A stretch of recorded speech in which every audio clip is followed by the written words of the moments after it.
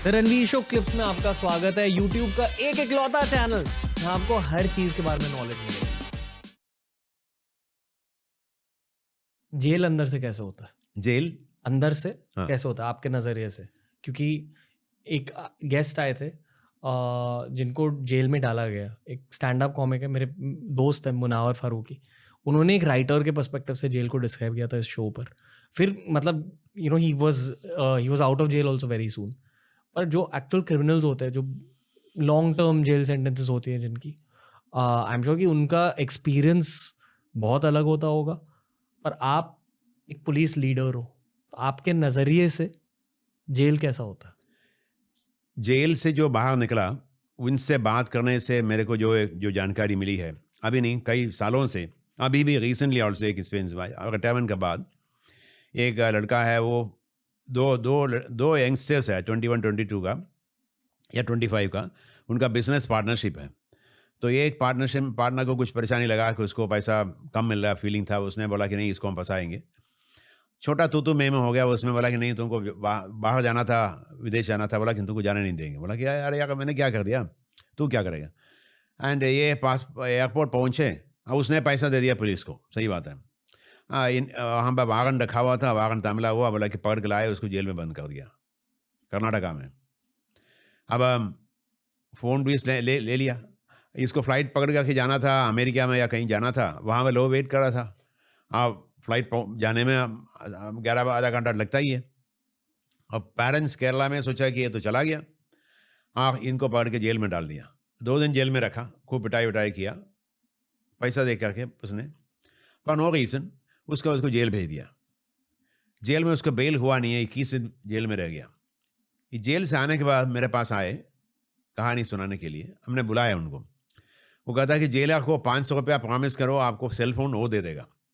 मैं वहाँ पर ये लगा हुआ है, जो कटआउट लगा हुआ है, इसलिए एक ही जगह उसका आवाज़ मिल सकता है, बाथरूम में जो कमोड है, कमोड के अंदर जाके पानी के पास जाना है। Commode, you know how clean it is. वहाँ पर पानी के अंदर जाके ये फ़ोन लगा कर वहीं बात करता है वो। कहता है अपने पापा से बात करने के लिए, 500 रुपीज़ 1 मिनट के लिए। 500 रुपीज़ मिले कहाँ से? पर वो प्रॉमिस कर दिया पापा, उस वक्त तो हो गया ना, 21 दिन में 4-5 दिन के बाद तो खबर मिल गई, तो पापा को मालूम हो गया, तो फिर वेरिफिकेशन हुआ, लोग भी पहुँच गए, पापा भी हम पहुँच गए। पापा से को पैसा इसने लिया जेल के अंदर। तो ये एग्जाम्पल से हमको लगता है कि it's another another another underworld. वहाँ पर हर तरह का क्रिमिनल है, हर तरह का क्राइम है, हर तरह का गलत काम हो रहा है। और जहाँ jail superintendent, jail director, jail का इंचार्ज सही आदमी है, तो वहाँ पर ये नहीं होगा। आपने सुना होगा किरण बेदी जेल में, तिहाड़ जेल में जो इसे कमांड किया, तो किरण बेदी ऐसे लोग तो कम है। जहाँ पर जेल अथॉरिटीज़ अगर टफ रहता है और बुलंदी से काम करता है, सिंसियरली काम करता है, ईमानदारी से काम करता है, तब तो इस तरह नहीं होगा, तो जेल जेल ही रहेगा। अदरवाइज तो जेल बिकम्स अनदर अंडरवर्ल्ड। वहाँ से क्राइम करने का तरीका, क्राइम करवाने का तरीका सब चलता है। इसका कोई सोल्यूशन है? बहुत है। वहाँ जो डायरेक्टर ठीक बने, वहाँ का जो एंटायर जेल के स्टाफ को ठीक कराएं, और क्रिमिनल में जो आते हैं, जो जेल में आते हैं, उसमें 80% एटलीस्ट 70% सस्पेक्टेड है, कन्विक्टेड नहीं है। Convicted I can understand, suspected है। तो सस्पेक्ट करके किसको आप 2 साल 3 साल 5 साल जेल में रखेंगे, तो वो तो गलत है ना। तो ट्रायल होते नहीं है जुडिशरी में, इतना हमारा सिस्टम में इतना वीकनेस है कि वो ट्रायल होते नहीं है, ट्रायल लेट होती है। तो वो आदमी, इंसान सही आदमी हो सकता है, वो गलत आदमी नहीं हो सकता है। ट्रायल के बाद वो एक्विटल हो जाएगा, खारिज हो जाएगा केस, तब तो बाहर निकलेगा 2 साल के बाद, 3 साल के बाद, 5 साल के बाद। ये 5 साल रहेगा ना अंदर। अंदर रहते समय ही वो क्राइम सीखने का तरीका वो सीखेगा, क्रिमिनल बन जाता है। तो बहुत से अच्छे लोग वहाँ जा कर के क्रिमिनल बन जाता है।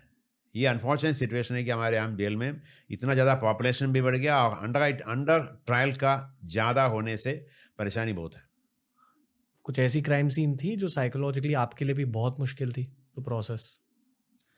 बहुत सारे हैं। मैंने ये छोटा बच्चों को मैंने बताया, पलामू का, उससे लेके हर क्राइम सीन, रेप सीन, छोटे बच्चे के लड़कियों के साथ, 11 साल की लड़की के साथ रेप होता है, एंड ब्लड कम्स आउट। इंसान कैसे क्रूअल हो सकता है? How can people be so cruel?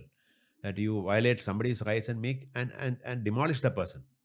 तो इसलिए हर क्राइम सीन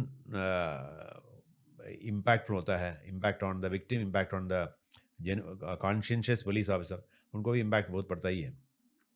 ओके, डिस्क्राइब मत करो, पर अगर इफ़ यू आर कंफर्टेबल, अगर आप शॉर्ट में थोड़ा सा बता सकते हो जस्ट फॉर पर्सपेक्टिव, ताकि लोगों को समझे कि आपने क्या क्या देखा है आपके टेन्योर में. वेल, क्राइम के बारे में आप देखेंगे तो आपने पूछा था एक मर्डर केस के बारे में. तो एक मर्डर जहाँ हुआ था वहाँ पे अनफॉर्चुनेटली होना नहीं चाहिए था. तो दो ग्रुप में डिस्प्यूट था लैंड प्रॉपर्टी के लिए. तो एक ग्रुप ने पैसा दे दिया इंस्पेक्टर साहब को, दूसरा ग्रुप ने पैसा दे दिया सब इंस्पेक्टर साहब को. तो सब इंस्पेक्टर बोला कि तुम खाली करो, मैं देख लूँगा. उसने बोला कि तुमको खाली नहीं करना, पैसा मेरे को दे रखा है. तो एक संडे के दिन उसने दोनों पार्टी लड़ गए और इंस्पेक्टर साहब कहीं बाहर चले गए, तो सब इंस्पेक्टर वहाँ पहुँच गए. सब इंस्पेक्टर देखा कि तो पैसा मैंने दे रखा है, कि खाली करने वाला कौन होता है. बोला कि देखो ऊपर खड़ा है वो. उसने बोला खाली करने के लिए. उसने किसी का प्राइवेट गन छीन लिया, उसको मार दिया. उसने शायद सोचा नहीं होगा कि मार जाएगा, मारा, उसको छाती पर लगा, वो आदमी मार गया वहाँ पर. अब वहाँ पर खून से लथपथ आदमी वहाँ पड़ा वहीं पर. अब दिन में इंसिडेंट हुआ है. अब वहाँ जो लोकल पुलिस ऑफिसर, DYSP और SDM साहब ने काफ़ी कोशिश किया उसको मनाने के लिए, वो नहीं पाया. शाम हो गया तो उन्होंने बोला कि परेशानी है. रात में हम मैनेज करने के लिए कोशिश की, रात होगा तो निकल जाएंगे. पब्लिक भी जमा था, नहीं हुआ. और करीब 12 बजे रात में मेरे को फ़ोन किया कि साहब आपको आना पड़ेगा इसी जगह. मैंने कहा यहाँ से 350 किलोमीटर दूरी है, तो अभी आना है. अभी आता हूँ. साहब यहाँ नहीं आएगा तो थाना को जला देगा. ठीक है, मैं आता हूँ. और ये भी बोला कि कलेक्टर साहब को भी आना है. मैं क्यों, मैंने बोल दिया कि कलेक्टर SP आ रहे हैं तभी होगा. इंसिडेंटली कलेक्टर मेरी वाइफ है. तो मैंने उनको उठाया, भाई चलना अभी. तो बाकी 5 मिनट हम लोग कराया, दोनों रात में वहाँ से चले. 3.5 घंटे लगा उसमें पहुँचने में. 3:30 सुबह 3:30 पौने 4 बजे वहाँ पहुँच गए. गाड़ी के ऊपर हम लोग खड़े हो गए. और पब्लिक अनाउंस किया कि हम लोग आ गए हैं, आपने बुलाया. आप जो घटना देखा है, 4 आदमी रहिए, बाकी लोग घर जाइए. 4 आदमी मेरे को बताना क्या हो, बाकी अपना शांति से जाइए. सुबह 7:30 बजे आकर के मेरे से पूछना क्या किया. भरोसा है तो जाइए. सब जैसे जैसे चला गया. ये मक्खी निकल जाती है जैसे, all of the went away. अब फिर हमारा काम है कि रिस्पॉन्सिबिलिटी मेरा ज़्यादा है. मैंने इन्वेस्टिगेट कराया कि देखा कि सब इंस्पेक्टर ने मार दिया. मैंने उनको वही थाना में था ही, भाग नहीं सकता, वहाँ तो मजमा था. मैंने उनको बोला कि क्यों किया भाई, बड़ा सा गलती हो गया. तो एडमिट भी करता है, बट क्यों, वजह क्या है. देन आपको एंटायर स्टोरी निकल गया.